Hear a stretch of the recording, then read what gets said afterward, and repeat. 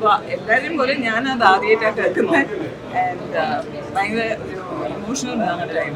35 years ചേട്ടൻ്റെ കൂടെ ഈ ഒരു ജേർണിയിൽ കൂടെ നിൽക്കാൻ എനിക്ക് feel very proud and blessed. വിനീതിന് വന്നിട്ട് ഇങ്ങനത്തെ ഒരു ജോൺറ ചെയ്യാൻ പറ്റുന്ന എനിക്ക് ഇപ്പോഴാണ്. ഇതൊന്നും ആദ്യമായിട്ടാണോ തീരെ കാണാത്തോണ്ട് എനിക്ക് അറിയില്ല, ഇത് അതിന്റെ കണ്ടിന്യൂഷൻ ആണോ എന്താണെന്ന് അറിയില്ല. ഒരു ഇംഗ്ലീഷ് വിനീതിന്റെ വേറൊരു ടൈപ്പ്, വിനീത് ഇതുവരെ ചെയ്യാത്ത ഒരു ജോൺറ, പക്ഷെ നന്നായി ചെയ്തിട്ടുണ്ട്.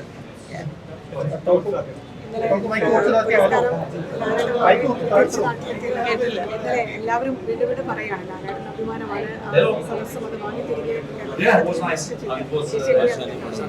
എനിക്ക് ചേട്ടൻ വന്നിട്ട് എനിക്ക് തോന്നുന്നു ഇൻഡസ്ട്രിയിൽ വന്നിട്ട് ഇനി 1-2 കൊല്ലത്തിലൊരു 50 ഇയേഴ്സ് ആവുമ്പോൾ അതില് ഒരു 35 ഇയേഴ്സ് ചേട്ടൻ്റെ കൂടെ ഈ ഒരു ജേർണിയിൽ കൂടെ നിൽക്കാൻ എനിക്ക് feel very proud and blessed.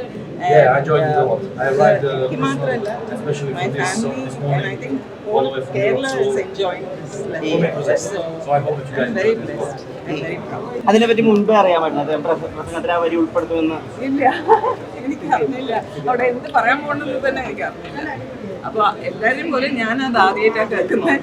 And ഭയങ്കര ഒരു ഇമോഷണൽ ടൈം. സത്യം പറഞ്ഞില്ല, കണ്ടിട്ടില്ല.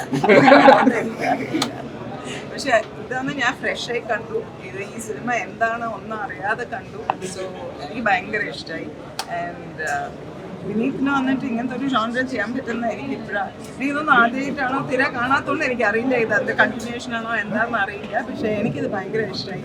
ആൻഡ് ഞാൻ പറഞ്ഞു, വിനീത് ഇങ്ങനത്തെ പടം എടുക്കോ?